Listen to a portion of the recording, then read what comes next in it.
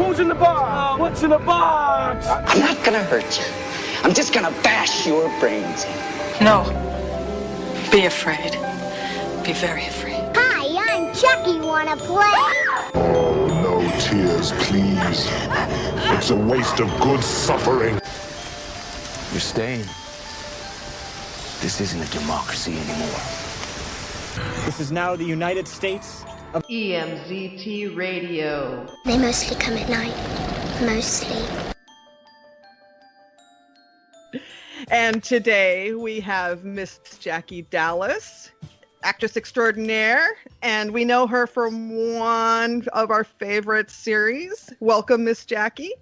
Hi, thank you so much for having me. Thank you for having time for us. This is just great. Okay, I know we're just going to talk about it a little bit, but we know you mostly from Stranger Things. You did have a small part, but you did give all the geeks some hope that they can have a hot girlfriend too.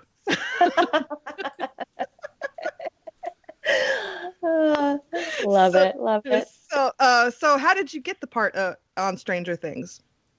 So I got that role through an audition that my agent had sent me. It filmed in Atlanta.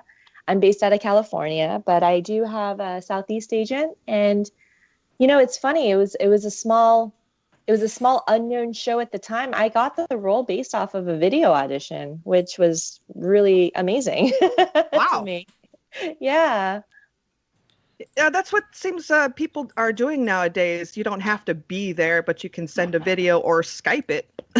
Yeah. I know technology is really, really changing things. And, you know, I think it's great. It's very convenient. And also you have a much broader pool of talent that you can choose from. You know, you're not restricted to a certain location or a certain area anymore. As far as YouTube goes, I think YouTube is a different platform, but as far as having video auditions sent in, I think it is definitely becoming a lot more mainstream. It's becoming a lot more common. It depends on the location of where you are too, though. Los Angeles tends to be still very much in-person audition based. And why wouldn't they be? You know, obviously there's advantages to having an audition in person. You get to meet them. You get to get a sense of their personality and their chemistry. You can give them directions right on the spot. And in Los Angeles, you have such a huge pool of actors that you can do that. I feel like in a lot of the smaller markets, they are gearing more towards video auditions because, you know, out of convenience, actors have a very unpredictable schedule for one. And then somewhere like Atlanta, where the entire region consists of, you know, Florida, the Carolinas, you know, Tennessee, Kentucky, all of that, it's not always realistic to expect a person to drive 6, 7, 8, 9 hours for an audition. So a lot of times the first round is video, which is really cool. Oh yeah, and living in South Carolina, I know that to be a true fact that, you know, it is. It's I think 6 hours from here where I live to Atlanta. So yeah, right. You make a definite point there. It's like, I want to say 10 to Orlando. I know they do a lot in Orlando. So. Okay. I am looking at your IMDb list, and it looks like you haven't been working for long, but are you able to pick and choose the parts you want, or are you just trying to take any job offer you can? There definitely is somewhat of a selection process. You know, when you start out, you are just eager to do anything that you possibly can. So you'll take on, you know, small roles, background roles, student film jobs, music videos. So you kind of, you know, you start there. And then once you've been working for a little while, you become a little bit more selective just because one, you know, you kind of get a vibe of knowing what to expect from a certain set or a production. Okay. And then, you know, standards vary and so forth. But I personally, I love working as much as I can, right? I'm in it for the craft. So here in the Bay, I'm pretty fortunate that we have a really, really rich indie film scene. There's a lot of short films and web series and feature films going on at any given point in time. So when I get offers or when I hear of auditions for them, I do a little bit of research and check out who's the production company, what have they done before, and if the story is interesting to me, then yeah, I'll go for it. Wow. I mean, isn't that amazing how you can check people out like before you take a job? I mean, yeah. the technology, all the information is just so available. I mean, I think that's even better now than before, because before you had to go by word of mouth that these people are okay or they're not okay. Right. Yeah. Do you have like a favorite type of genre that you like to do? I don't know if I do. I kind of like all of it. I like having the variety, Yeah. I think that really delving into dramatic roles, whether they be, sad roles or angry roles or, just heavy. I think there's a lot of personal reward in that. But at the same time, doing something that's lighthearted and funny is a lot of fun. So I kind of feel like, getting a little bit of it all, that's the ideal balance.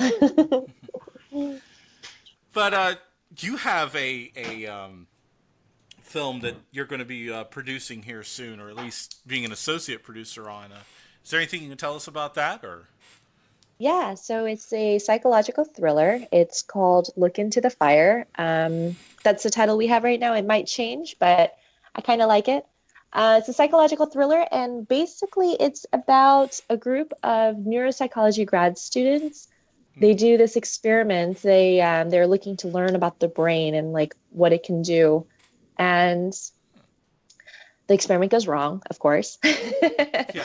Bad things happen, and the extent of what I can say is that one of the students, he ends up having these visions and these horrific dreams, and he's not sure where they're coming from at first. And it turns out that they are some sort of repressed memory. So then he has to find out, like, what is it that he's forgotten? And why are these dreams so vivid and horrid? And the more he tries to learn about it, the more he realizes that there are people who don't want him to know the truth. Mm-hmm. So he's got to kind of figure out what happened, what's going on, who can he trust, who can he not trust. Who's the bad guy? So it's kind of a blend of, I'd say, Shutter Island, Memento, and Misery. Those three movies. Wow. Yeah. So those are the themes and the tones that we're going for. It's pretty dark. Wow. Yes. What kind of background training have you had for acting? To be honest with you, I've learned mostly in the field. When I was younger, I did a lot of, like community theater kind of stuff. I grew up in a small town in Florida, so we didn't have this like Hollywood sort of opportunities. So I did a lot of, school theater, community theater, children's theater, summer camps, so, that sort of thing. And, like 3 years ago, as an adult now, I kind of decided like, I don't want to do my job anymore. I want to be spontaneous and whimsical and kind of dumb and quit my stable job and become an artist, which I did. And then from that point onwards, I just kind of threw myself into it, learned on the field, talked to really good people, ask a lot of questions, take a couple of workshops, take a couple of classes here and there. I wish I could say that I went to film school or something, but no, I didn't. Oh no, this is good that to hear that someone who hasn't had any schooling, like gone to film school or some sort of dramatic arts, that you learned while working and got lots of jobs. It looks like you're constantly busy. Yeah, trying to stay busy, definitely. A lot of it has to do with there's a lot of luck in the industry too. I can't really take all the credit for anything. Right place, right time, just meeting the right people, knowing the right people, having good impressions. I feel very, very fortunate to be as busy as I am. Do you have like a goal of where you would like to do with your career? Gosh, I love television. I really, really love television. Movies are great too. I love movies, but I think if I had to pick my dream job, it would be to be a series regular on some sort of like television show, a good, successful, long-running television show. Supernatural. Oh my God, you just said it. You just said it. So every year I like get so. Yeah, and the latest thing they're doing now is they're bringing back characters who died like in earlier seasons to give them more screen time. So, I mean, plus the best thing on Supernatural is you dying. That's like the best part is to die. I mean, because they give you the most horrific ways to die, and it's all bloody. Right. It is. And if you're lucky, you come back and you get to die again. yeah, see? So I'd say go for that one. Man, tell me about it. I'm trying to get out there. 13 seasons. Wow. Just unreal. Mm-hmm. Matt, got anything? Yeah. So did anything, like when you were a kid, did anything get you interested in acting? Like, do you have a favorite film that you just saw one day and said, you know what, this is kind of what I want to do for the rest of my life? I think, God, this is such a throwaway answer to that question. I'd say everything, honestly. I was a kid. I had like such a vivid imagination. I had so many imaginary friends. Like I was that oddball child, always singing and like talking to myself in the corner. I was a big Disney. I grew up on Disney, like all the Disney movies. And I just remember, one, I mean, it's kid friendly, so that's all I was able to watch. But I would pretend to be like all the characters, and that's kind of how I spent most of my like childhood at home. So I think wanting to be an actor, or at least like take on roles and characters, I think that was always something I was fascinated in. Yeah. And when then I found out, like real people, not just cartoons, but like actual people in movies, I was like, what? I could be one of those. I was going to say, do you think you're popular enough to do any convention circuits? I have been doing a few convention things here and there on a very kind of a low scale. I would not say that I'm popular enough for that yet. I'm not gonna get ahead of myself. I would end up being the person at the table and like no one comes to me, so I don't want to put myself in that position. Like, who is she again? But I have been going out to conventions and being part of panels, and like one of the things that I do quite often is I'm part of a very close-knit filmmaking crew here in the Bay, and we make movies and we go to conventions and we talk about them. We pitch our movies, we promote them, we show our trailers, and then we also talk about what it's like to be on the filmmaking side of things. So the process of it, right? Like how to be an indie filmmaker, or how to just even get started. Mm-hmm. So I really like being a part of those panels because, one, I mean, I get to talk about what I do and what I love and share that knowledge and encourage other creatives out there to like, it's not too late. It's not too hard. It is hard, but it's not too hard. And if this is your dream and this is what you want to do and you have questions, ask your questions, go out and do it, make your movies. And that's something that's really, really just inspiring to me, seeing all the people out there who have all these great ideas and all these skills, and giving them the opportunity to say, hey, this is how you get started and this is what you do. Everyone kind of needs that encouragement. Yes. And I feel that I had a really, really like nurturing community when I was getting into filming and when I was learning about the process. So I want to continue that, give back. Yeah. Plus the best part about conventions is you can network. Yes. You get to meet some really cool people. Yeah. You meet some more people and they know people, or they have a company and they need help. And that's the best thing I like about conventions is all the people you get to meet. And opportunities that show up. So, yeah. Wow. Your turn, Matt. So, thank you, Bane. Thank you for the permission. But what if he wasn't ready? She just put you on the spot there. I know, right? But with all the available platforms now, with Vimeo and we talked about YouTube a little earlier. Is there any chance you might be interested in making your own television series or anything of that nature? As far as making my own, so this film that we're doing, this is my first venture into producing. I'm really enjoying the process, but it's definitely a lot of work. And I'm recognizing that I'm definitely favoring being on the front of the camera side as opposed to behind the camera side. Yeah.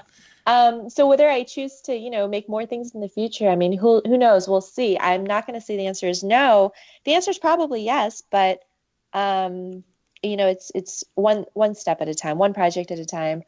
I am doing a lot of kind of like collaborative passion projects in regards to like web series, which is close to, a TV series, right? You have multiple episodes broken into different arcs.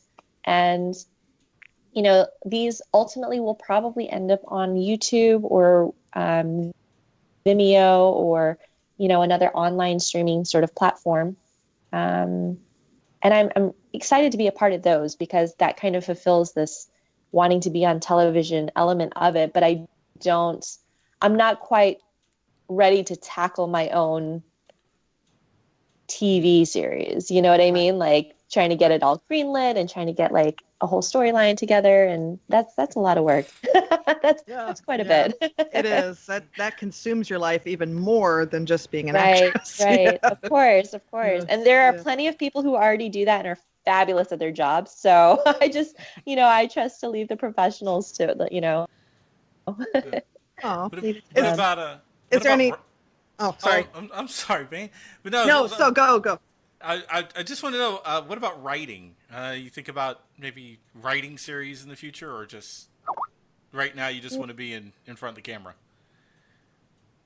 I feel like you ask a creative and everyone's going to say, oh, I've got this great idea for a movie, or I've got this great idea for a script. I do have a couple of ideas kind of, bobbling around my head, but I've tried writing before, and let me tell you, that is a skill.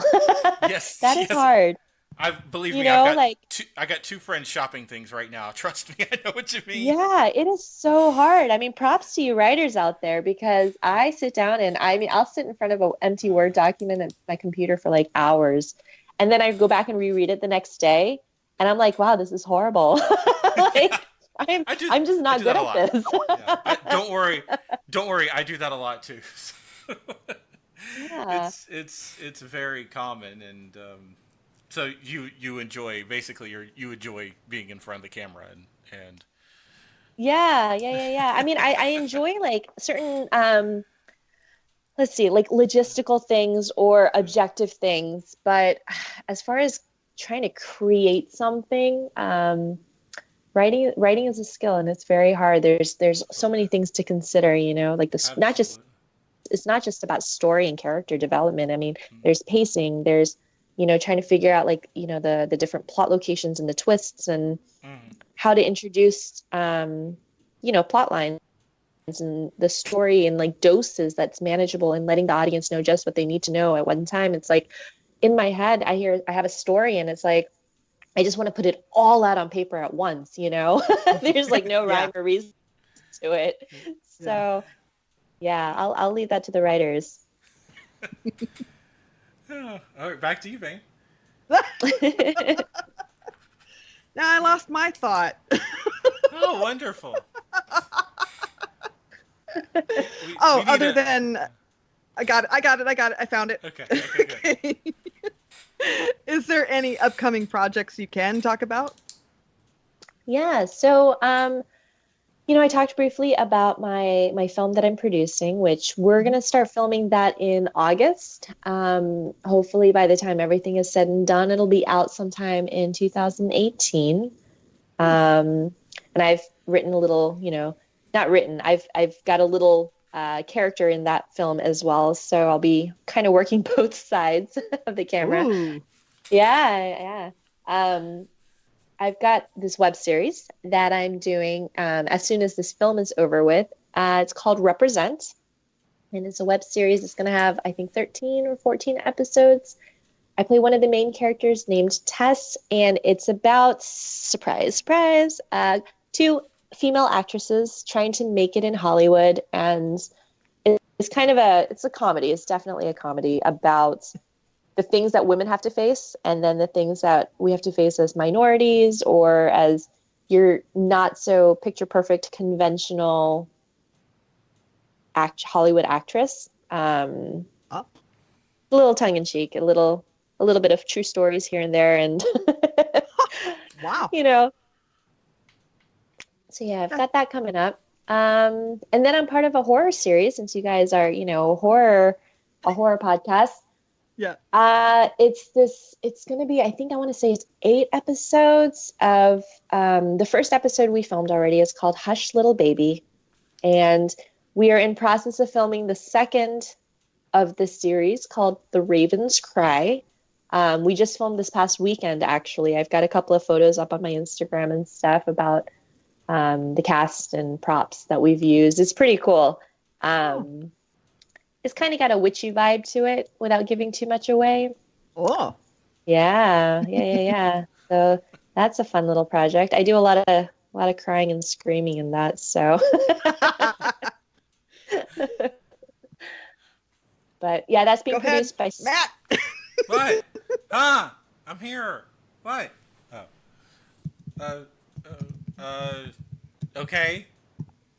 What was that all about? Who are you skilling? Oh, you lost it again. Oh, okay.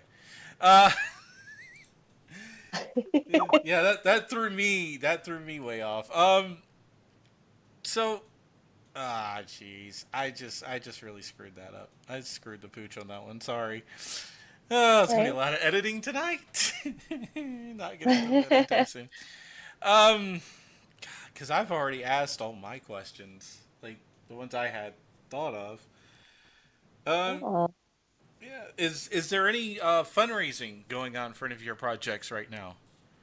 Yes. So we are doing a massive fundraising for Look Into the Fire. Since we're in pre-production, we're starting to film in about 2 weeks. So we are looking to raise, as much as we can pre-production so that we can put money towards, securing our locations, paying our cast and crew and our actors, hardworking people. You can only work on so many free projects before you're like, no, I take myself seriously. You have to pay me. Yeah, right. Exactly. Right. Food is a cost. We keep our cast and crew fed and happy.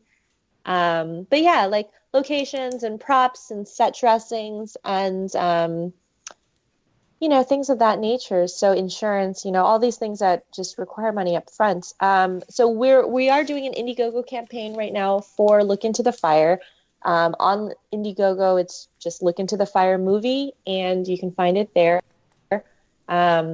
It is in pre-production right now, so we don't have a trailer or anything cut yet. We are hoping to do a second round of fundraising after we do get that to try and, finish up post-production editing costs and so forth.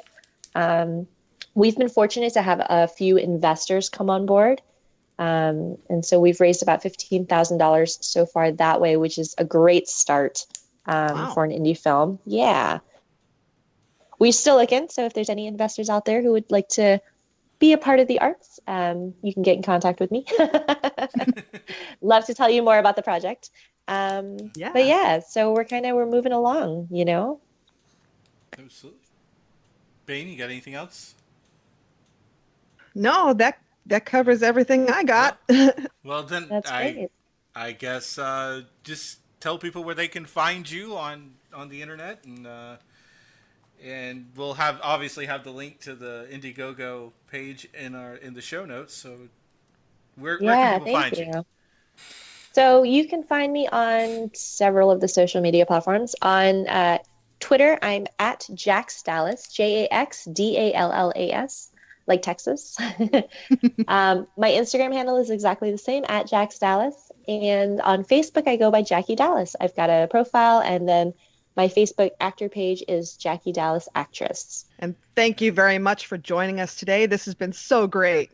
Yeah, no, thank you so much for having me. This is fun. Just a little taste of what you get to do. All right, so we're back. We're talking with Sal Kanka. He is... with Seymour, the unfortunate vampire. Good afternoon or good evening, sir. Hey, Matt, how are you? Good to chat with you. Hey, we're here, right? Exactly. Hey, so Sal, tell us about your project, what you got going on here, because this sounds kind of fun. Yeah, it's a Seymour the Unfortunate Vampire is an 8-part web series. It's a vampire comedy that's about a newly turned vampire struggling to put the pieces of his life back together.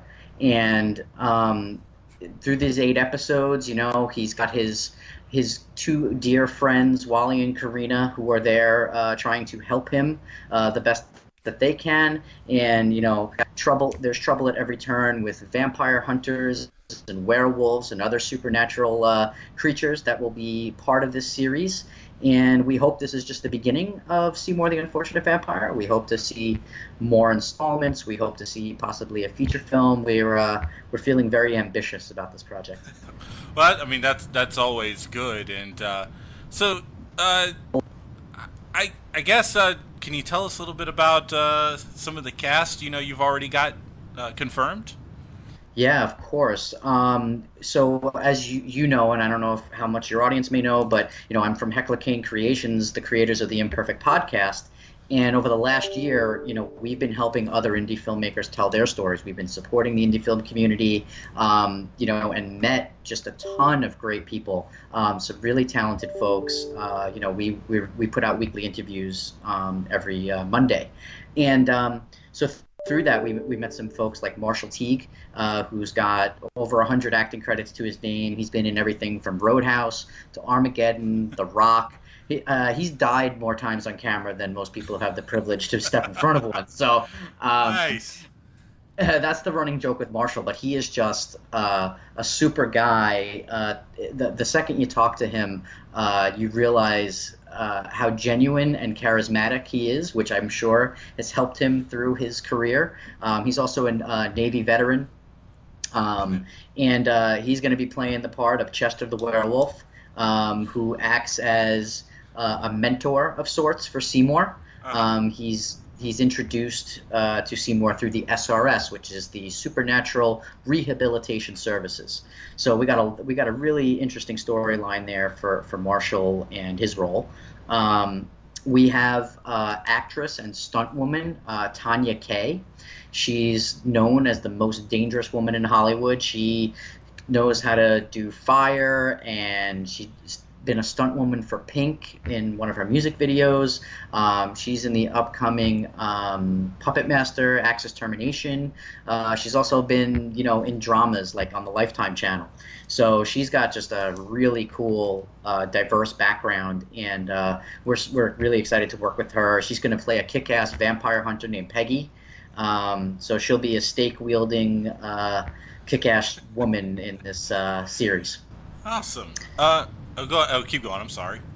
Yeah, and then, you know, the other talent we have is Ethan Martin. I don't know if you had him on your show at all, but Ethan was the producer and actor in Eyes of the Roshi, featuring Eric Roberts. I know Ethan was on a lot of the Potter Family shows. That's how we met him, obviously. And, you know, the production, we just were hanging with him at the Soho International Film Festival, where his film was selected and had a screening there. So Ethan's been a really great friend to us, and we're super excited to have him involved with the project as well. He's playing the second vampire hunter alongside Tanya Kaye. So the two of them will be teaming up on screen.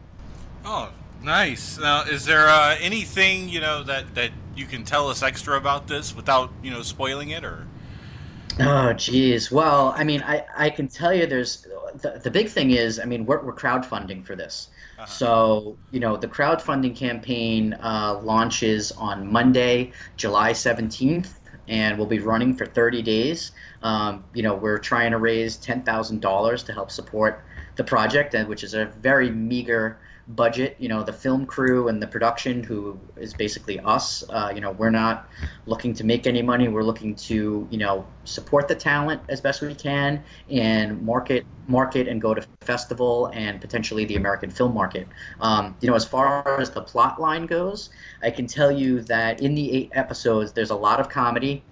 We've made this, but it's not slapstick Naked Gun type comedy, but there's a lot of funny elements to this that we've built into the story, and there are definitely some surprise characters, which I know Joe doesn't really want me to talk too much about on air about these things. There is a fairy that is critical to the storyline of the series, and that's really all I can say about that. I like the sounds of this already. I'll be honest with you. So, you said that was actually going to lead into the next thing, was the crowdfunding. Sure. So to $10,000, that's all you're really asking for. It's really not as much as a lot of people have been asking for lately. So, what all expenses have you already got covered, I guess, so to speak? Yeah, I mean, we're privately, getting private investors as well for some of the costs. We already, as a production company, we already have our own gear. We have the cameras, we have the lighting. We're a full production crew. We do a lot of music videos and commercials and those things already. Okay. So we're very fortunate that most of the money, honestly, it's going to the talent. It's getting them, flying Tanya and Marshall in, putting them up at a hotel so they don't have to sleep in somebody's basement for a few days. Supporting other local businesses is a big thing for us. We're using other local musicians as well. There's a punk rock band called Bad Mary. They're going to be featured in the film as well, and we're actually looking for other indie music to submit. So I'm going to be running a separate campaign for that. I don't know if I want to call it a campaign, but I'm looking to take submissions for music if they want to be involved with the series. So any indie musicians out there or bands, feel free to submit away. Absolutely. So you came to the right podcast for that one. That's for sure. Exactly. So talk to us about Heckler Kane here, about your production company. And you said you do music videos already. What are you guys looking to maybe get into in the future? And do you have any other projects roaming around? Sure. So, as a production company, we've shot a few short films. Last year, we were at the Long Island International Film Festival with our psychological horror called Twisted, which is a fun one. I don't really know how to explain it. Psychological horror is enough, and it's an interesting little storyline. Definitely gritty. The most fun with that was last year when we screened it at the film festival. There were a bunch of nice, sweet older women, there to watch, a number of films, and they saw us, and we were like, oh yes, our film is in the, it's coming up, it's in this block of movies, and they were like, oh, we can't wait to see it, and we had this great chat with them, and I know we knew our film did the right thing because they were so they were so stunned by, I guess, what they saw on screen. They couldn't even look at us after. They were like, oh, yeah, good to see you, bye, and they just kind of They were very sweet though, but so we've done some short films, we've done a silent film, we've done some music videos for local bands. I'm a hard rock and punk guy, so I lean towards that way. We did do a country music video this year as well for a friend, and I think that actually turned out quite well. So even though I'm not, admittedly not a country music fan. In terms of what we're doing with Seymour, like I said, Seymour is just one of the characters in this universe that we've created, essentially. There are storylines for a number of different characters that we see that we'd like to be able to bring to the camera, bring to the screen in the future. So this 8-part web series is really something that's going to be used, I think, as a calling card for Heckler Kane going forward. So we're trying to put out the best production that we can on, the most amount of budget that we can get and scrum together. So, that along with, we have some other things in the works, including a reality show that we shot a concept video for with it's a female farmer who runs a nonprofit community farm up in Simsbury, Connecticut. And, I'm talking to them about moving forward with that as well. So, we have other types of productions that we hope to do as well. And I think we're diverse enough where, whether it's a reality show, doing commercial work, because my background is in marketing and business. I'm an entrepreneur as well. So doing these types of projects, it's really about preparing, organizing, and, just knowing who your audience is and then pushing forward with the goals. So. Oh, awesome. I like where you're going with this. I like you guys, how diverse you really are.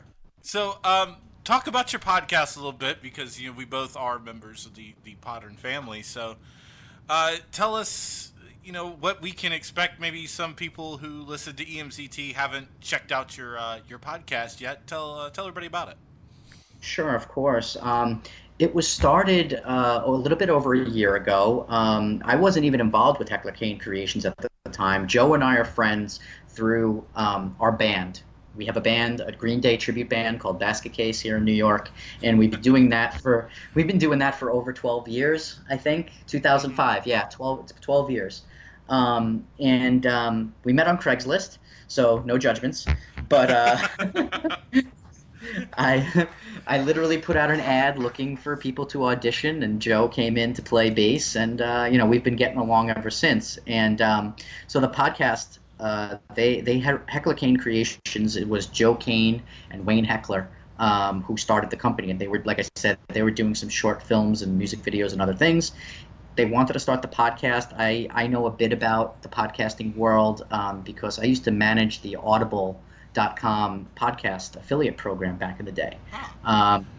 So, as a marketing consultant, I've been kind of, worked my way through a lot of companies. You could have been our rep. I mean, it was a long time ago. I mean, it was like when it first started. It's very possible. God, I met so many people, yeah. So I knew a lot of podcasts. I knew a lot about podcasting in general. And when Joe came to me and said he wanted to start it, they were kind of hanging out and doing things. But I said, if you guys really want to push the indie film thing, I said, and we're stuck here on Long Island, so to speak, right next to the largest city in the world, New York City, of course, but stuck out on Long Island. I said, we got to make some relationships. I said, let's start doing interviews. And, we pushed that agenda forward, and like I said, we've met some really great people doing it. If people want to know about our podcast, it's really about learning about the film industry. We've met great filmmakers like Tony Germanario, who just finished the movie Bad Frank that was released with Tom Sizemore and Kevin Interdonato. It's winning all kinds of awards. He shot that feature film in 11 days for $80,000. Learning from people like that and understanding the process that they've gone through, is paramount to us. We didn't go to film school. Let's put it that way, right? None of us are classically trained filmmakers or in that sense. So we're learning the grassroots way. We go out, we take the cameras, and we go shoot stuff. And we go, let's see, does it look good? Does it look shitty? We go out and write stuff. I think a lot of people say they're filmmakers or say they're screenwriters, and then they have the script that sits on their desk for 11 years and they don't do anything with it. So for better or worse, whether you think Seymour is going to be great or not, maybe it's hokey, maybe it's not, maybe it's the best thing you'll ever see, but we're going to go out and shoot it, and that's our objective. Go out and get shit done. Oh yeah, and on that note, have you got any locations already scouted, or are you just in the process of scouting your locations now? Yeah, so, we're about 30 days away from shooting, and, we have about half the locations locked down. It's true indie film style. It's beg, borrow, steal, and, my generous aunt and godmother is going to let her use her house for the big, there's a big dinner scene with Seymour's mother and the family for a nice Friday night dinner, and my aunt's going to let us use her house. She's got a nice dining room set up, and we got some other locations, a local bar called KJ Farrell's, who I actually do the marketing for. They're letting us use the facility to shoot a big club scene where there's going to be like 100 extras, and people are going to get made up as other supernatural creatures. That's going to be one of the perks, actually. So if you contribute, as a contributor, and if you're local on Long Island, you can come out. If you want to be an extra in the film, we're working stuff out with, some drink specials, free drinks, get made up, get some screen time, maybe meet some of the cast and all that type of stuff. So if you want to get made up as a vampire, a werewolf, a fairy, something, like that and do a little playtime, Monday, August 14th, we'll be at KJ Farrell. So, we have a medical facility that we need for an episode. We have a couple of cool cars that we're going to get on loan. So yeah, we're very diverse. We're not like shooting this in somebody's apartment. We're really stretching the budget. Let's put it that way. So it's just going to be, are you just shooting in Nassau County or just going around? Yeah, Nassau and Suffolk. We're not leaving Long Island. We're not getting that adventurous. We do not have money to take airfare or all that type of stuff anywhere crazy. So we are going to shoot on Long Island. We're happy to. We think Long Island's a great community. We do have Gold Coast productions here where Kevin James shoots and the old Grumman facility, which is now a film studio. So we're right next to some really great talent. Maybe they'll take notice of us one day.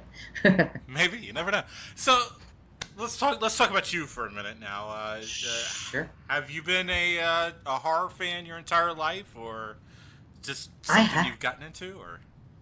Yeah, I've been a horror fan all my life, actually. I've been a movie fan all my life, and I don't know that I really realized it, because I started talking to other people. I just meet, I guess in what I do, I just meet a ton of people all the time. And I went through I was single for a while. I live with my girlfriend now, but as I would meet a lot of people through the online dating scene and even things like that, you start to talk to people about music and movies. And I realized how many people don't know about certain movies or things. So, and I was like, wow, I guess I do know a lot about this stuff,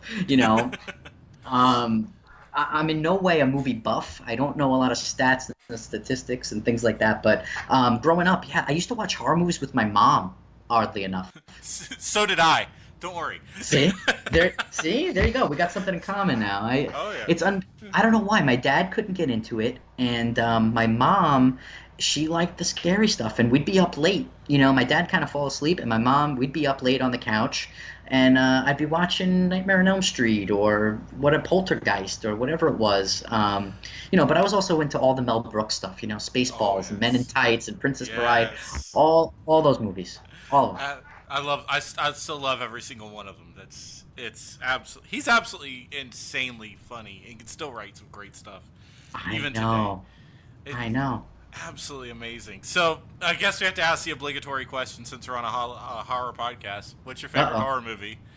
Ah, shit. I don't know. I hate favorite questions because I'm like I like too many things, Yeah. But I think back though. I was a little young for Mike Myers and Halloween. I didn't see those as a kid, so they didn't resonate with me enough. But I did go see Nightmare on Elm Street, stuff like that. I mean, honestly, as a kid, things that even stuck with me were Gremlins. I saw Gremlins when it first came out. That stuck. I don't know if you want to call it a horror movie, but that's the first mention of Gremlins on this podcast. Is it? Yeah, that's the first time anybody's ever admitted they like Gremlins, which is amazing to me. It's a great movie.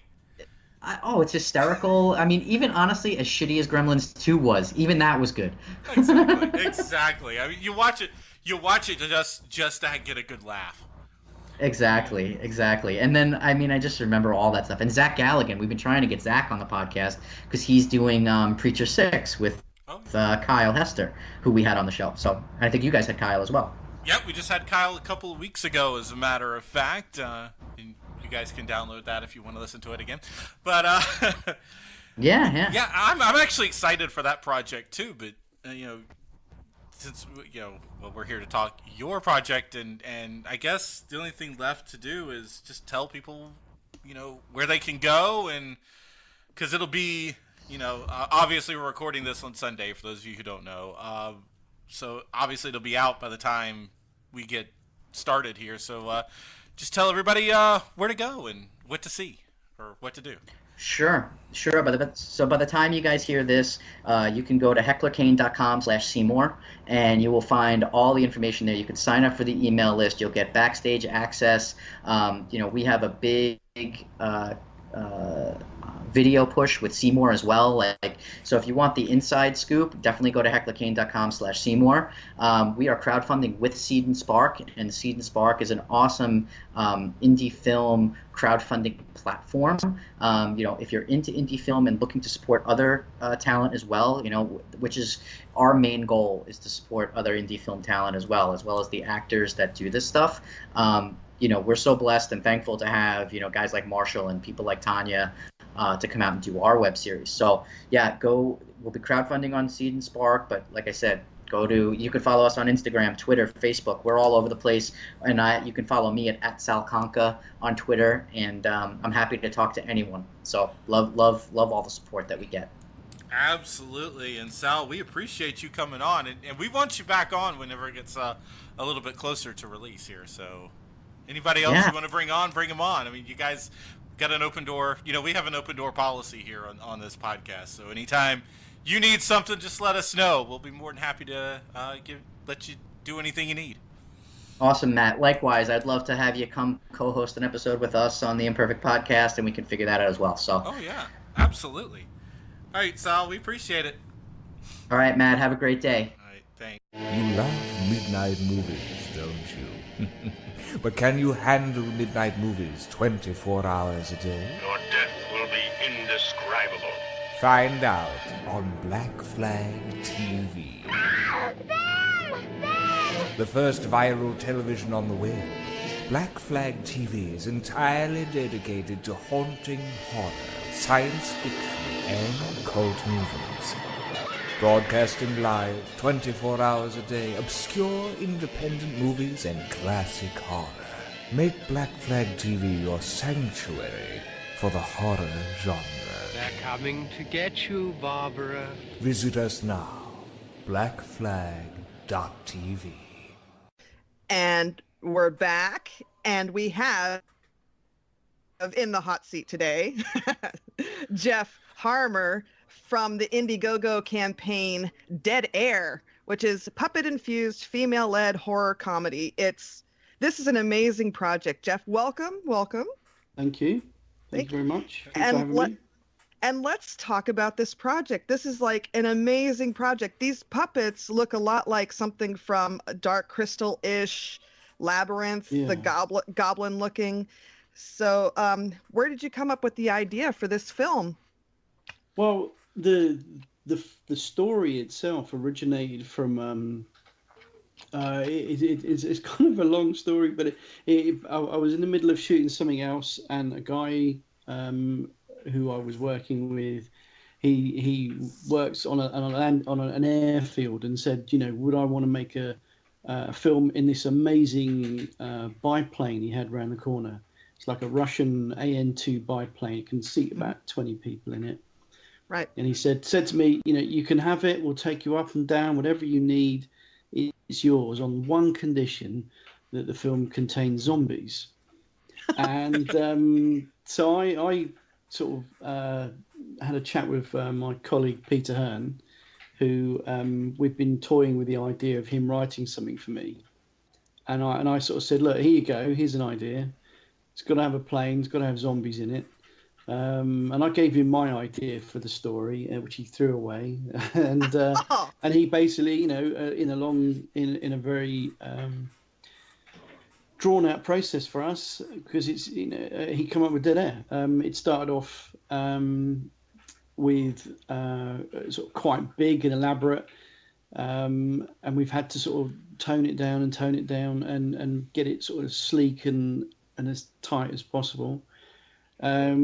And we've now set it on a Boeing rather than the biplane, because his script was just too big. I took him to the plane and I said, look, there's no way we can shoot your script on that plane.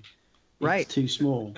So luckily we had some lovely people at a studio nearby to us called Black Hanger Studios.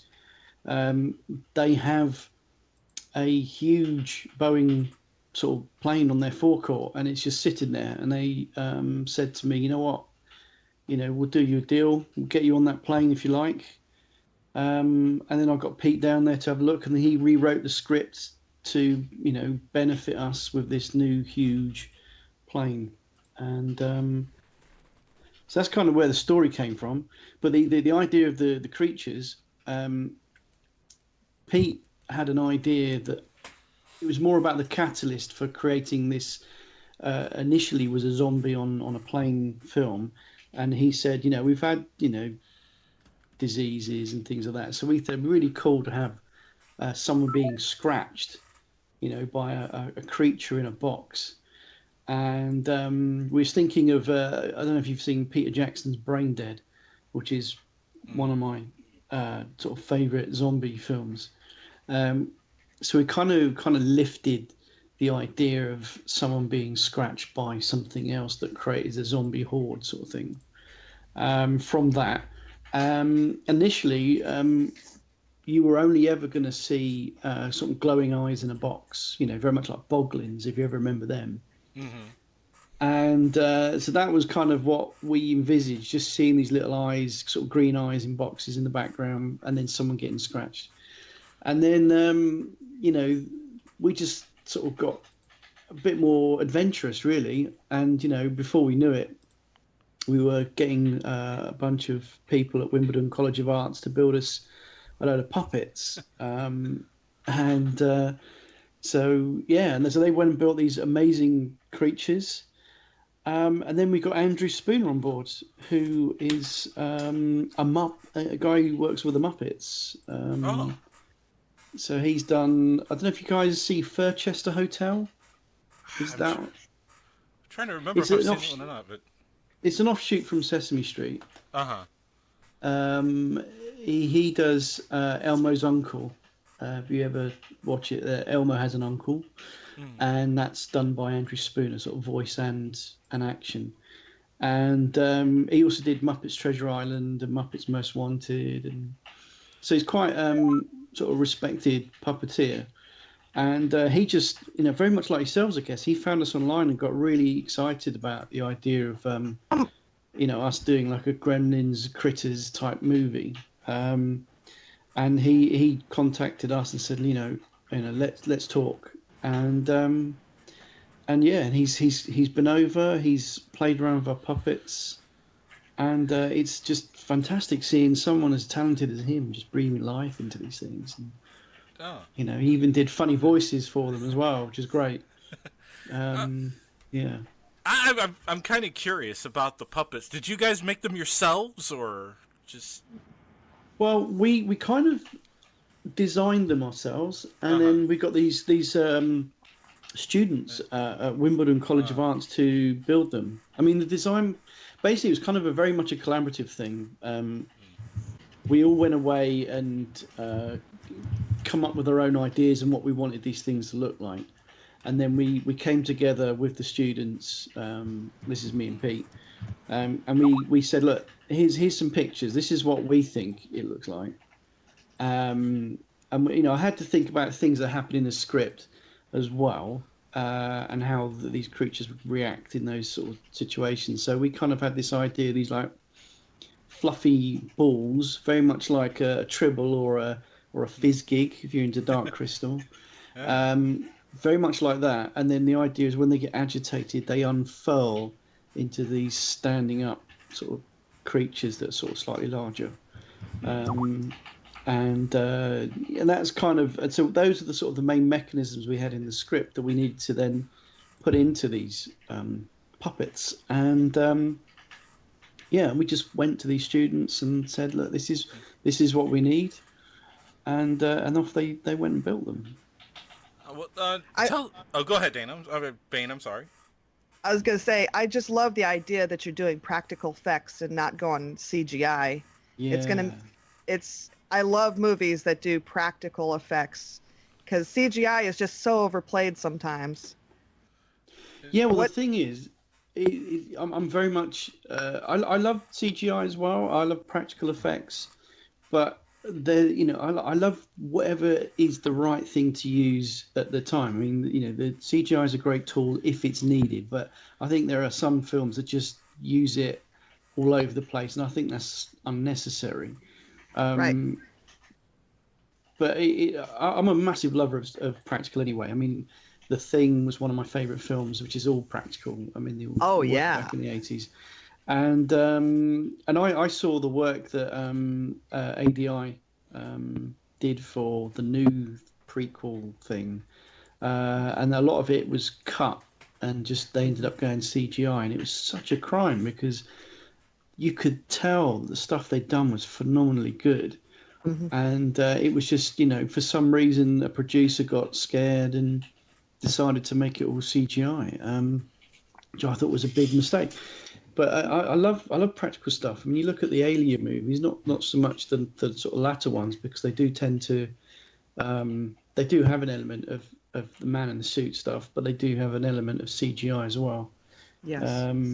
But I love practical stuff. I mean, look at the Predator and things like that. And, oh yes. And Pumpkinhead, Stan Winston stuff. Yeah, I mean, there is talking about the blending of CGI and practical. I think Jurassic Park, where they did, and I think successfully, to me that was the last moment in history, in cinema history. For me, I'm not talking about for everyone, that my jaw hit the floor. I can't think of a film that's happened since then that absolutely I just went, wow, I have never seen that before. Yeah. So, and that was the brilliant blending of the two, of practical and CGI. Definitely. But yeah, practical. We got a team, an effects company called Tankful Effects on board, who are doing all of these sort of gore effects. And the other thing is, when these little critters bite people in our film, the people that become infected sort of look like adult versions of the creatures to a certain extent. So we've got them on board to design the makeup and the effects for the people. So they're all 100% practical, all that stuff. Nice. I don't think we're going to have any CGI. We might do a bit of blue screen because we're looking into ways of handling the puppets. We might have to do a man in a green suit. Moving it from behind, and then we'll have to try and get rid of him, so there'll be an element of CGI there, just from helping us make it look better rather than taking over center stage, as it were. Nice.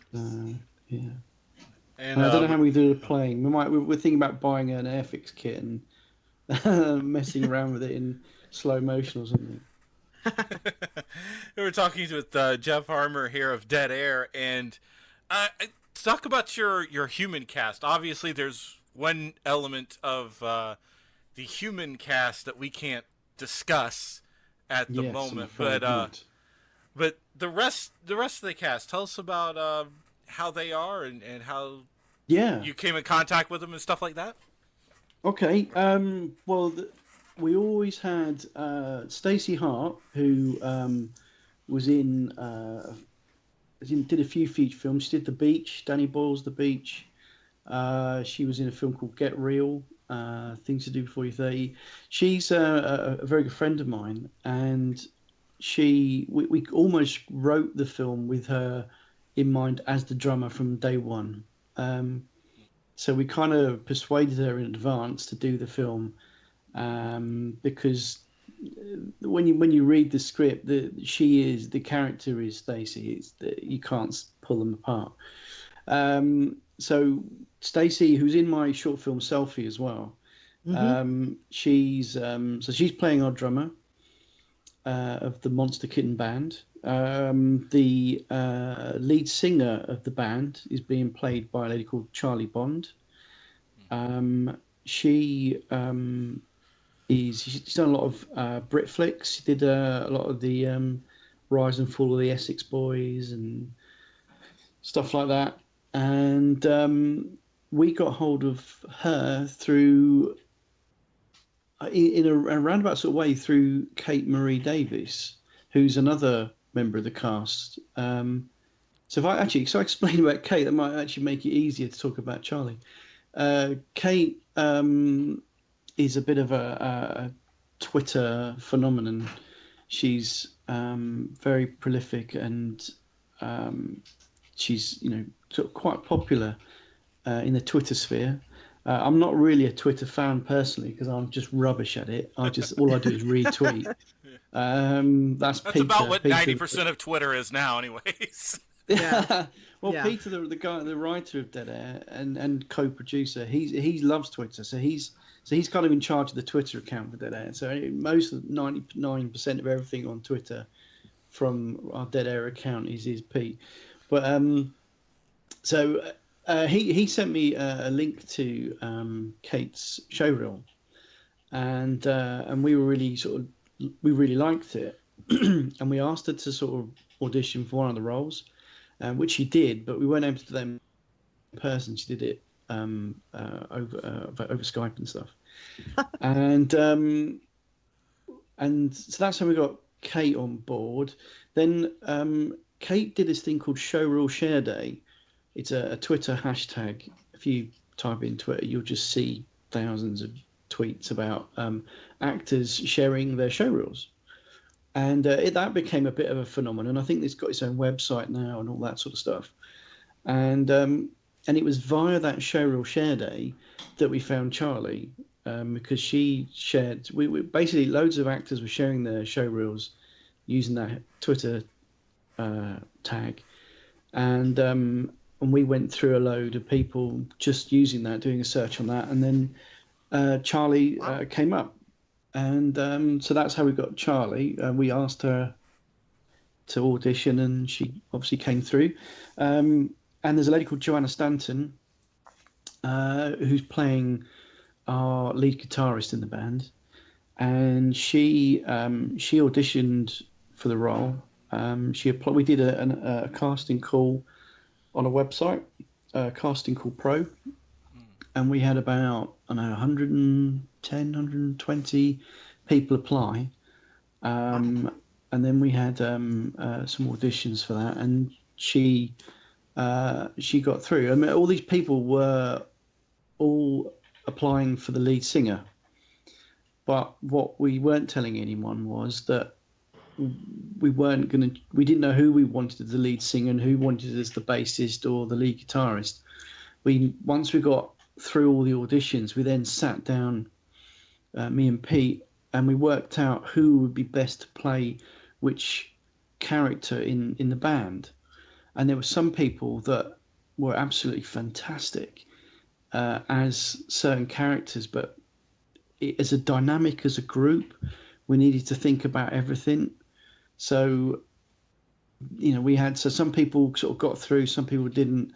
It was quite a slog, really, but we think we made the right decision with those four as our band. And then we had the band's manager, that's being played by a guy called Dan Palmer. Dan is an actor, writer, maybe producer, I can't remember, but he did a horror film called Stalled, if you've heard of that, which is a zombie. The zombie Christmas one. Is it Christmas? Yeah, it says Christmas party, isn't it? Yeah, it was a Christmas office party. Yeah, that's the one. Yeah. Well, he wrote that, and he stars in it. Yes. He plays the guy in the cubicle. So that's Dan Palmer, and he's playing the band's manager in Dead Air. So he's really cool. He's done quite a few other sort of horror movies as well. He's a very talented guy. So we're really lucky to have him on board. He was in a film called My Bloody Banjo, which I don't know if you've seen. I think that's the title in America. Yes, that's what it is. And the star of My Bloody Banjo is James Hamer Morton, who is the co-pilot of our Dead Air plane. He was another guy that I'd always had in mind to play a role in the film, and I wasn't sure what at the time. I met James on the set of a film called The Fitzroy, which I believe is I think it's had its American premiere a couple of months ago. But it's an awesome, weird, sort of, I would say futuristic, but it's not. It's a very much a cyberpunk type movie. Very much like have you ever seen City of Lost Children by Jean-Pierre Jeunet? Yes. Andrew, the guy who directed Fitzroy, it was he kind of had that as a bit of a palette in his head when he was sort of designing the film. Anyway, James stars as one of the main characters in that film, and that's where he met. He met me on that as well. But he also met a guy called David Shaw, who is playing the pilot of our Dead Airplane. David Shaw has done sort of quite a bit of TV in the UK. He did a TV series called The In-Betweeners. Oh, yeah. Yeah? Do you remember there's a character called Jay who's always bragging about all the Jay, women he yes. slept with? Yeah. Well, not Jay. It's not Jay. It's his dad. Oh, Jay's dad, right? Jay's dad. He's the one that's always sort of putting his son down. Yeah. So nice. So I think that's his most popular sort of character, but he's done a lot of stuff. He was in the English versions of The Office. He was in the IT Crowd. He's done a lot of sort of serious drama, but I love him for his humour, his comedy. So he's in the Fitzroy as well. He plays one of the lead roles in the Fitzroy, and that's how him and James met, and also how I got connected to them as well. So that's our main cast, but we do have another person on board who is voicing or doing the noises of our creatures. And this is a Hollywood actor that we're not allowed to reveal because we're not allowed to use their name for the crowdfunding, which is totally understandable. Yes. So we can't say anything until we've got the money and we don't have to worry about funding any more money for it. But it's a real shame because I know it's one of those actors that I think if everyone knew who that this person was involved, that everyone would have a lot more people jumping in, which is probably the reason why they're not letting us use that person's name for raising the money. But that's fair enough. We'll do it without him. Him could be either. Sugar. I'll let that one slip. But it's so this person is doing the voices of our creatures, and it's going to be amazing. It really, really is. We're so close to getting it funded anyway. We're going to do it, but it depends on how much. We think we're going to be fine to shoot the film as long as we hit our 10. If we can, then we've got our post-production budget, which is probably going to be about $6,000. So we're going to try and crowdfund that later on in the year. Okay. And that's where the budget for our Hollywood actor will come from. So we probably won't be able to say anything until the end of that crowdfunding campaign. We don't know yet. We might see it all depends. If we smash our 10 by the end of Tuesday next week, that's when the campaign ends. If we smash it, then we might be able to raise all the money we need for the post as well. We just wanted to get the film made, so we've just gone. We're raising enough just to shoot the film, and then we'll worry about everything else later. Now you've been directing since you were 7? Am I right? Shooting film and directing. Yeah, I've been making sort of short films with my mates since I was a kid. Yeah.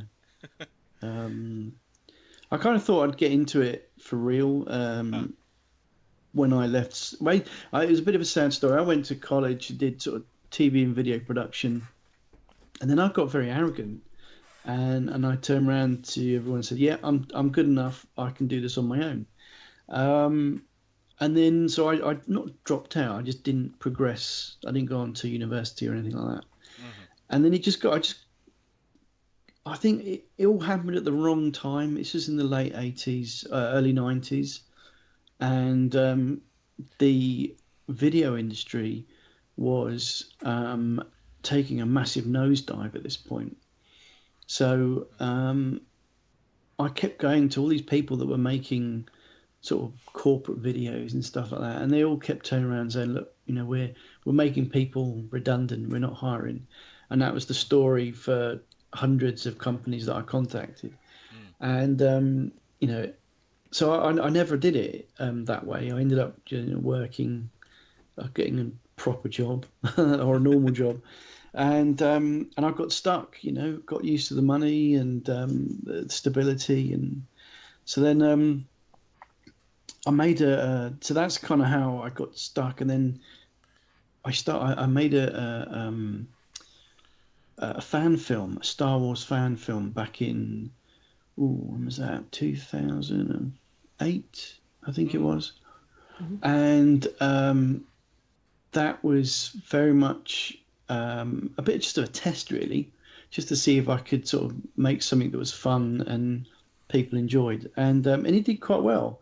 It got me notoriety a bit because I worked for a bank at the time, and so 2008 was not about the bank's year, really. So when the crash happened in the UK, the financial crash, which was in June 2008, it was literally when we were releasing our film. And the problem is, the press got hold of it. They put, these guys who work in a bank, they're making a movie, put it together, and then started talking about, oh, this is what the banks are doing instead of looking after all our money. Even though I had nothing to do with that. I was just working in the IT department. So yeah, I was dragged through sort of the gutter press, as it were. There's all those articles are still online somewhere, and it didn't look too good. But it gave me a bit of a buzz. I got really excited by it, and I thought, what, I can start looking at getting back into this. And then I've been slowly progressing ever since. I've shot a feature film back in 2013 called Addict, which was a horror film, and I did a lot of comedies because I love comedy, but it's a really hard thing to get right, which is probably why I like it more, because so many people have different things that make them laugh. Some people love the airplane movies, some people don't, and I don't understand why. Some people love, yeah. I mean, like stuff like the Adam Sandler movies. Some people must like them because he churns them out. People are watching it, people are buying into it, and they're enjoying it. I'm not a particular fan of his later stuff, but his earlier stuff I really enjoyed.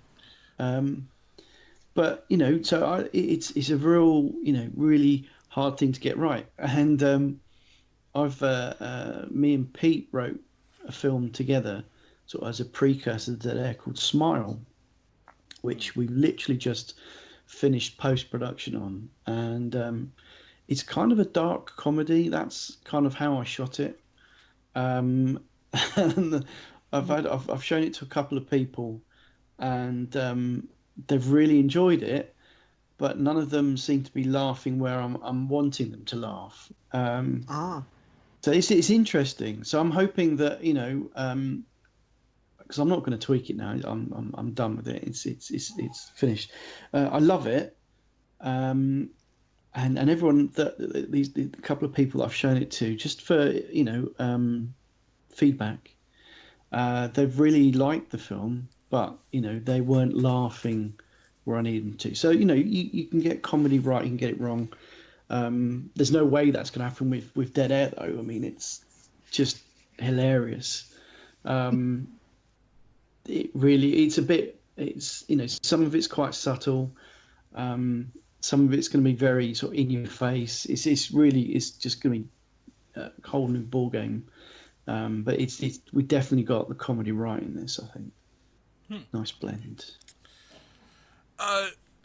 Now I noticed that you had, 45 nominations and 8 awards for Selfie? 48. 48. Oh. Yeah. Can you talk about that film for a minute? Just of course. Yeah, Selfie was a short film I shot in 2014. Just purely, I purely designed it to be a film that's going to make people jump and just creeped out. And it's about a girl who's sending selfie photos to her boyfriend, and each photo is getting progressively more suggestive. And then the boyfriend keeps texting back saying, I thought you were alone, who's that standing behind you? And that's kind of the whole premise of the film, is the fact that, he keeps saying, I think why you're lying to me, you're not alone. And she said, oh yeah, of course I am. And then he says, oh, well, look at these photos. And then she looks at the picture and then she sees someone in the background. And then, and that's kind of how the story is. And it was just purely designed as something to sort of freak people out and make them jump. Yeah, and that made me jump a lot. It was good. It was so scary. It was so scary. Oh. Well, the annoying thing is we had because we finished that.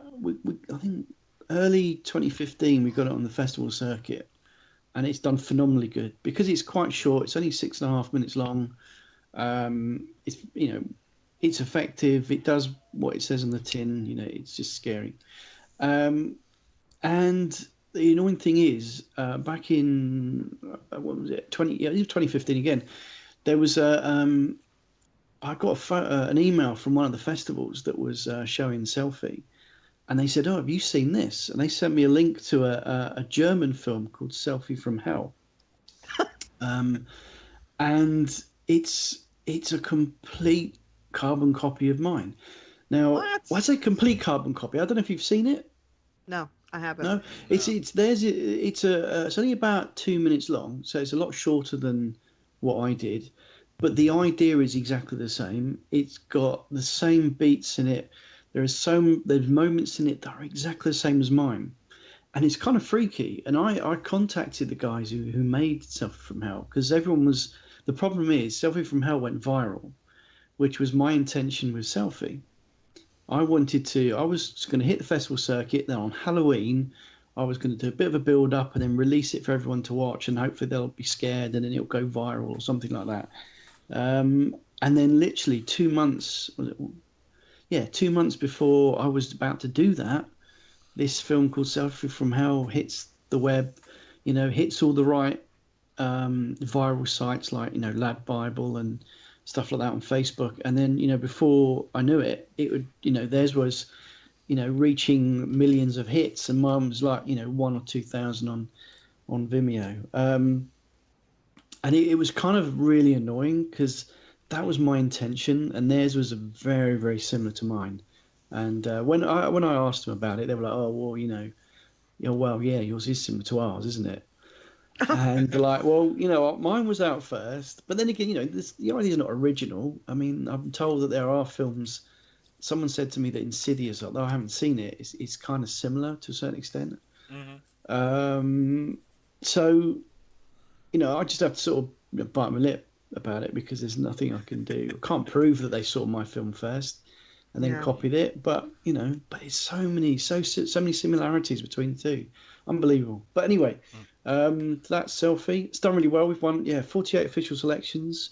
We've won 8 awards, I think, and it's been nominated for best film 6 times, I think. Wow. So you know what? They can have all the millions of hits. Yeah, thank you. As it should. It is very. Oh my God, the ending! I screamed. Good. Well, I love going to festivals where they screen it, and I try to do as many as I can. And I've been in a few where there've been screams, and I've had people screaming before the actual sort of bit that makes everyone scream. It's lovely because there was one festival where we'd won an award for it, and they stuck me at the front, and I hate going at the front. I like to sit at the back because then I can get to see that everyone jump. So that was a bit frustrating, but it was won an award, so I wasn't going to moan too much. But I do like watching an audience. If my film's good, then I will watch an audience. If it's not, then I'll go out the door and wait. But yeah, it did really well, and it's I think off the back of that, it is almost how I met Peter. Peter did a feature film called Scrawl, which stars Daisy Ridley. I think it was the first feature film she'd ever done at that point. And I sort of met him. I'd seen it, met him off the back of that. And he lives literally just down the road from me. So it's kind of weird that we've been in the same social circles for years, but never actually spoken to each other. So, and we sort of connected, and he's seen Selfie, and and off the back of that, between the two, we decided to work together. So, which is great. It's been working really well so far. And we're down to 9 days left for this project, for the campaign, and we did give. Oh my God, I so wanted to jump on this because this is going to be very, very good. And plus, if we could get EMZT on the side of the plane, that would be great too. Oh yeah. Because you went for a funky sticker perk, didn't you? Yeah. Yes. What we do is for that perk, you get it goes on the side of the flight cases that the band have. Mm-hmm. Oh yes. So so the flight cases would be the big scene where the first person gets attacked by the creatures is going to be in the hold, where we have all the band's kit. So there are other scenes with it, with the flight case in, but it won't be so prominent as in this one scene.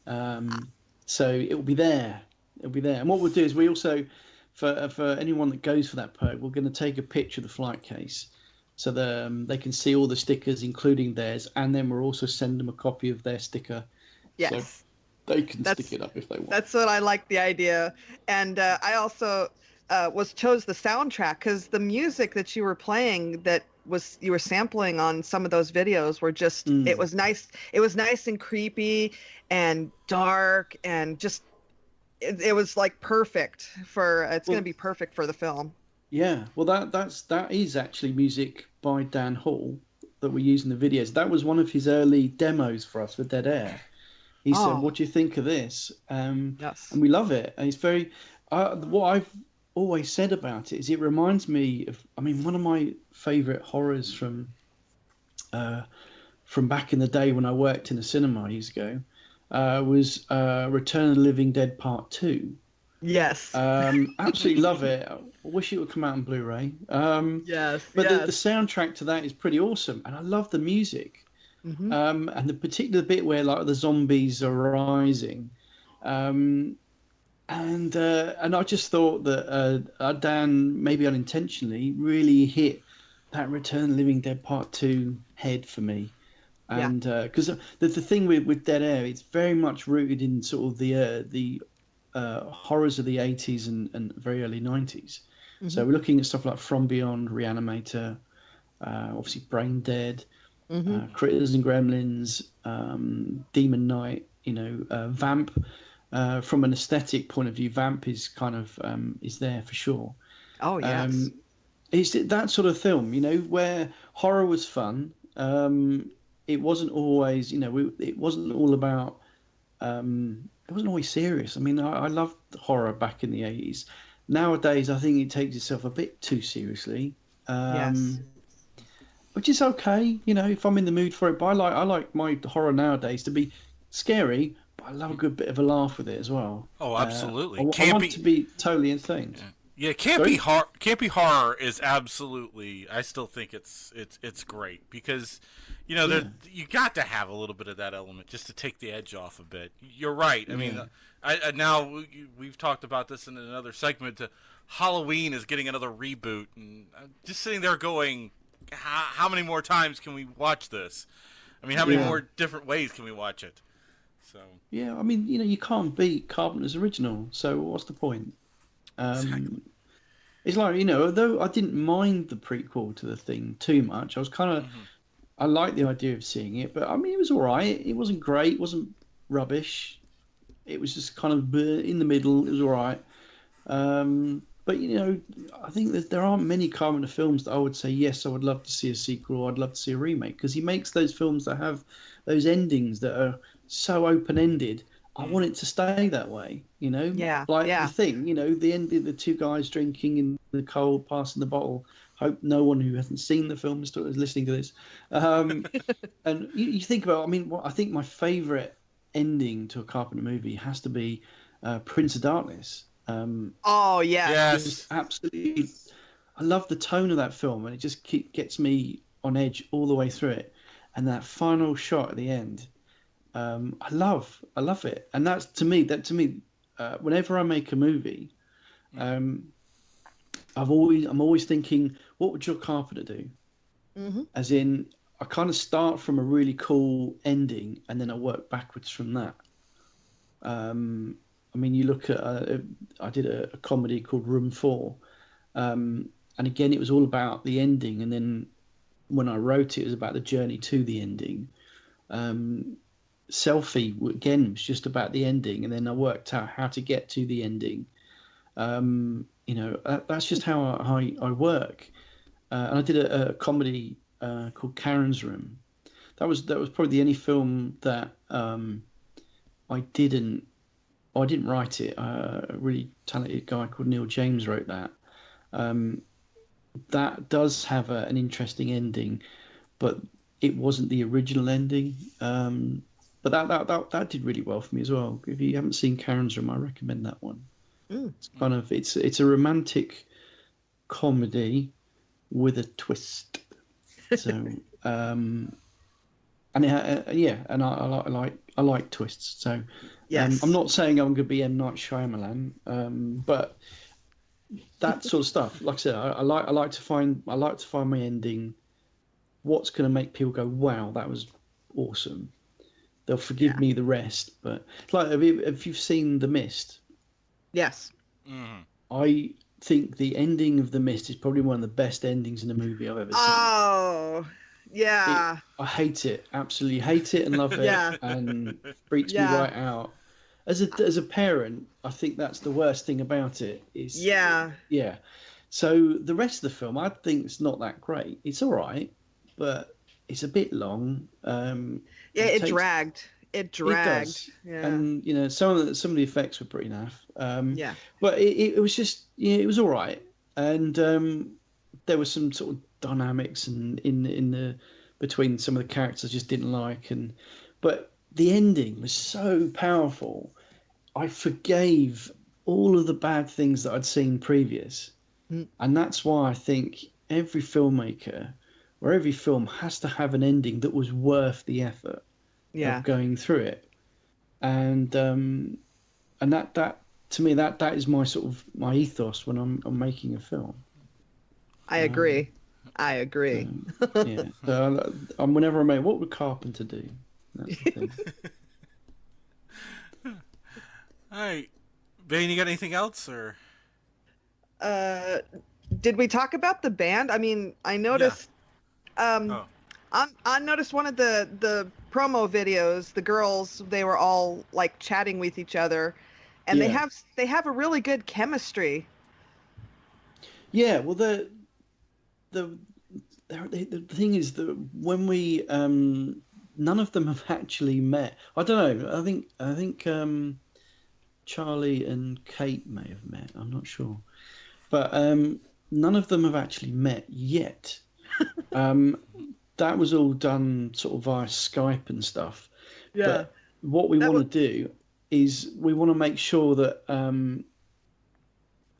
when we get them together, there's certain elements of the script where certain characters like certain characters or don't like certain characters.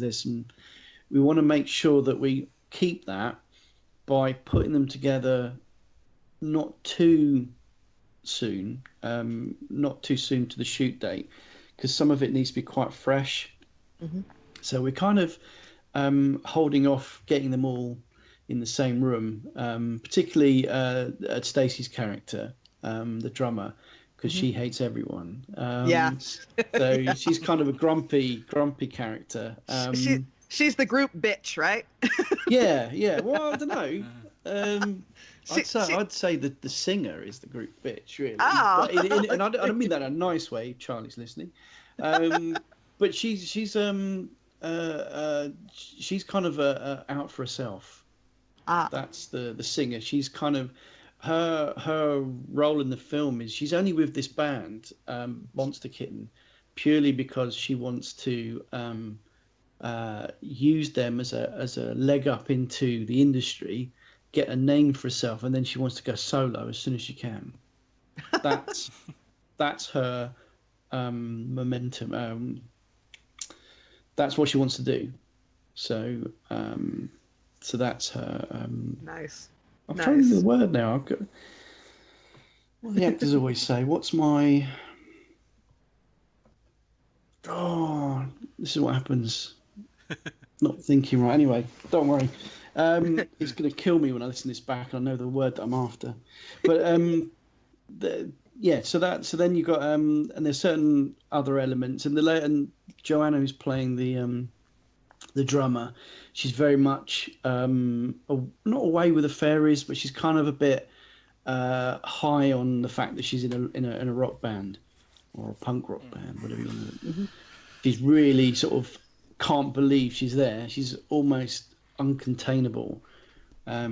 So she's just going to be too, overexcitable, which would be great. And the other thing we haven't mentioned is the music of the band. Yes. The actual the music, although unfortunately none of our actors will be playing any instruments. Right. The music itself is coming from a lady called Erica Knuckles, who there's a British band called the Wonder Stuff. She's their fiddle player, and right. You've heard the song "I Would Walk 500 Miles," etc. Yes. Yeah. Well, the people who sang that, the Proclaimers, she plays with them as well. But she's also got her own. She sings with her husband Miles. I think it's just called Miles and Erica. They've released albums, and she's got her own band, just called Erica Knuckles, where she's on a second album. I think she's finishing off an album called Miles and Erica, and then she'll be working on a third album for Erica Knuckles, which is just shortened to EN. It's a real. Really interesting sound, and I absolutely adore it. Is it when I actually met her and I said you're almost a bit like a female Trent Reznor. It's kind of it mixes so many different styles and sounds amazing, and she's got so much attitude as well. When you sort of see her on stage, and the way she looks is really interesting and unique, and her sound is unique, and everything about her and the music, it's all great. And to have her on board sort of with being the music of our band is just phenomenal. So we're really chuffed to have Erica there. Wow. So yeah, we've got an amazing team coming together. What with the DP on this one, the guy doing the camera work is the same guy who did Selfie for me. So the same, so it's a good crew. We've got the same. There's no point going into this. Everyone else, I'll be here for all day, to be honest. But yeah, we've got a really cool team being put together. So this is going to be absolutely brilliant. When do we get the money? Wow. I'm looking forward to this. I am so excited for this project to be done. It has to be done. So we're going to shout it everywhere. Oh, thank you. Yes. Thank you. Yes. And that's the thing is we're getting so much good feedback. I mean, I even had even Zach Galligan from Gremlins follows us on Twitter. Oh, yes. Cool. So yes. I need to get him to shout us out. That's what I've got to do. Yes. So we got Zach. And I don't know. This is I put this on Facebook the other day. It's kind of cool that if you ever watch Bob the Builder, or anything like that, or Shaun the Sheep, the lady who does the sort of the female voices in those shows.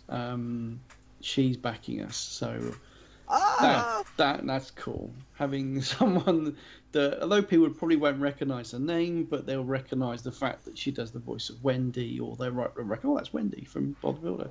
Yes. But yeah, she's backing us, so we're chuffed about that. Just to have people, you know, like all the actors that we've got on board, we're just chuffed to bits. Absolutely chuffed to bits. Yeah. And we're down to 9 days left, and we're gonna 9 days. We're gonna keep retweeting. We'll keep promoting. This film has to be done. It just has to be. Oh, it will be. It will be. Yes. We will make it.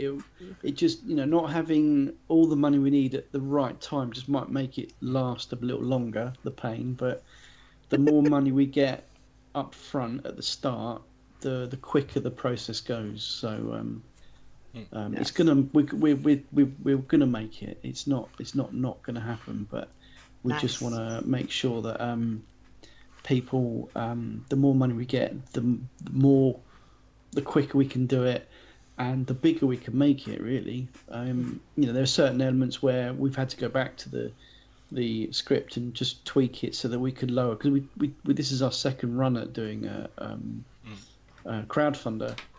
We originally did it via a Kickstarter, but right, we asked for too much.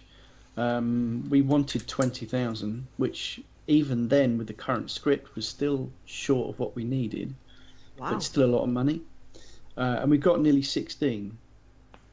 So we were really chuffed. We were really proud that we got nearly 16, because, you know, this is the first time that me and Pete have ever really asked anyone to help, you know, finance one of our films, because everything else we've done so far has been self-funded. So we've never gone to anyone, no company or anything, saying, look, can you help us fund this? Never asked for a grant, none of that. So, you know, we tried it the first time, failed, to retweaked everything, re-looked at the budget really hard and cut stuff out. So we've got it down to 10, and that's just for the pre and production budget. So the post would be about 6. So that's kind of where we're at. And so if we can get the 10, or if we can get the 16, that would be fantastic, because then we wouldn't have to do a second one, and then we could work on making the film bigger and better. But it's going to be to the wire, I reckon. Well, I guess one thing left to ask is just tell everybody where they can find you and support you and all that other good fun stuff. Cool, yeah. Well, the easiest way is deadairmovie.com. So we've got a website. But if you want to go deeper, if you look on Facebook, type, everything is at Dead Air Movie. So we're on Facebook, we're on Twitter, we're on Instagram. If you just type at Dead Air Movie, all as one word, and you'll find us, whether it be Instagram, Twitter, or Facebook. But yeah, we have the website, deadairmovie.com, and everything's there, really. So one way or another, you can find us, not a problem. Or if you go on Indiegogo, if you want to back us, just type Dead Air Movie, and you'll find, you know, we're there. Can't miss us. Yes. Outstanding. Well, Jeff Harmer, we appreciate it. Thank you guys for having me on, and thanks for backing us. It really means a lot. No, and thank you for this. Wait to send you the bits that you perked. Thank you. This is going to be brilliant. Thank you. Yes. Look at me, Damien. It's all for you. Movies don't create psychos. Movies make psychos more creative. Red rum, red rum.